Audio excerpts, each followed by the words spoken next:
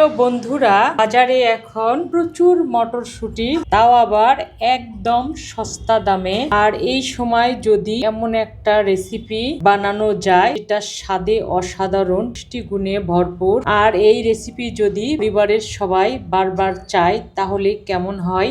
আজ আমি আপনাদের সঙ্গে শেয়ার করছি মটরশুঁটি দিয়ে কই মাছের একটা দারুণ গ্রেভি রেসিপি, যেটা আমার ফ্যামিলিতে ভীষণ প্রিয়। আশা করি আপনাদের ভালো লাগবে, আর ভালো লাগলে আমার চ্যানেলটি সাবস্ক্রাইব করে ভিডিওটি লাইক কমেন্ট শেয়ার করে আমার সঙ্গে থাকবেন। চলুন দেখে আসি পুষ্টিগুণে ভরপুর মটরশুঁটির এই রেসিপি।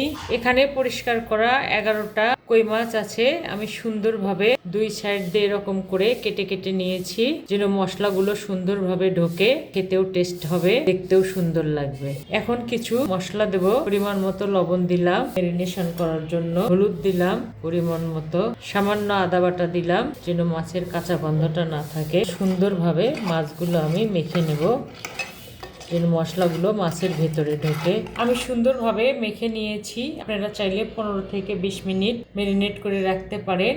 আর আজকের রান্নায় আমি শীতকালীন একটা সবজি ব্যবহার করব, যা পুষ্টিগুণে অসাধারণ। আমি একটু অন্যভাবে ব্যবহার করব, তো রান্নার সময় সেটা ইনশাল্লাহ দেখাবো। এখন আমি মাছগুলো ভেজে নেব।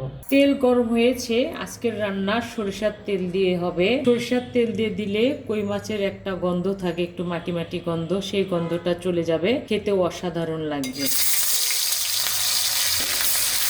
মাছগুলো এক পিঠ হয়ে গেলে পরে আমি অপর পিঠ উল্টিয়ে দেবো। মাছ এক পিঠ হয়ে গেছে, উল্টিয়ে দিচ্ছি।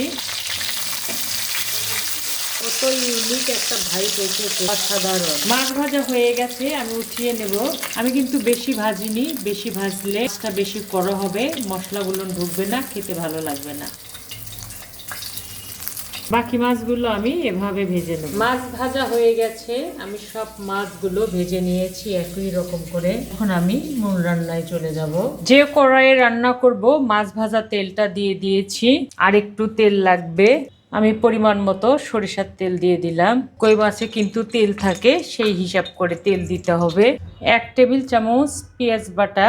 পেঁয়াজ বাটাটা না দিলেও রান্নাটা অনেক সুন্দর হয়, দিলেও সুন্দর হয়। গ্রেভিটা একটু ঘন ঘন হয়, অনেক মজা লাগে খেতে, সেজন্য দিলাম। ঝালটা স্বাদ অনুযায়ী 1 চামচ কাঁচামরিচ বাটা দিলাম, আমি সিদ্ধ করে বেটে নিয়েছি। আদা বাটা 1 চামচ। মশলাগুলো আগে ভেজে নেব যেন কাঁচা গন্ধটা না থাকে। বাকি উপকরণগুলো পরে দেব। মশলা 3-4 মিনিট ভেজে নিয়েছি। কালারের জন্য একটা টমেটো ছোট ছোট করে কেটে নিয়েছি, চাইলে পেস্ট করেও দেওয়া যাবে, কালারটাও সুন্দর হবে, খেতেও ভালো লাগবে। তো ভালোভাবে কষিয়ে নেব, টমেটোটা গলে গলে যায়। 3-4 মিনিটের মতো কষাবো। সুন্দরভাবে কষে নিয়েছি, গলে গেছে। বাকি উপকরণগুলো দেব। 1 চামচ হলুদ দিলাম, কালারটা অনেক সুন্দর হবে, দেখতে ভালো লাগবে। ঝালটা স্বাদ অনুযায়ী মরিচের গুঁড়া দিলাম। 1 চামচ ধনে গুঁড়া। এখানে জিরার গুঁড়াও ব্যবহার করা যাবে, তবে যে কোনো একটা, দুটো একসঙ্গে না। এখন আমি যে মেইন উপকরণের কথা বলেছিলাম তা হচ্ছে মটরশুঁটি। আমি সিদ্ধ করার পরে ধুয়ে নিয়েছি, তারপরে বেটে নিয়েছি। কারণ সিদ্ধ করার পরে একটা কালো কালো পানি বের হয়ে আসে, সেই পানিটা ফেলে দিয়ে পরিষ্কার করে ধুয়ে নিয়েছি। এখন মটরশুঁটির সঙ্গে সমস্ত মশলা আমি ভালোভাবে কষিয়ে নেব। মটরশুঁটির যে কাঁচা গন্ধটা আছে সেটা চলে যাবে, রান্নাটা অনেক সুস্বাদু হবে। তো 5-6 মিনিটের মতো লাগবে। কষানো প্রায় শেষ। এখন আমি স্বাদ অনুযায়ী লবণ দিলাম। লবণ দিয়ে আর 2-3 মিনিট কষাবো, কারণ লবণ দেওয়ার পরে একটু পানি বের হবে, সেই পানিটা শুকিয়ে যাওয়া পর্যন্ত কষিয়ে নেব। মশলা কষানো শেষ। যা সুন্দর মিষ্টি মিষ্টি একটা ফ্লেভার ভেসে আসছে। রান্না যখন করবেন তখন বুঝতে পারবেন এই অসাধারণ রান্নাটির স্বাদ কি রকম। এখন আমি উষ্ণ উষ্ণ গরম পানি দিলাম।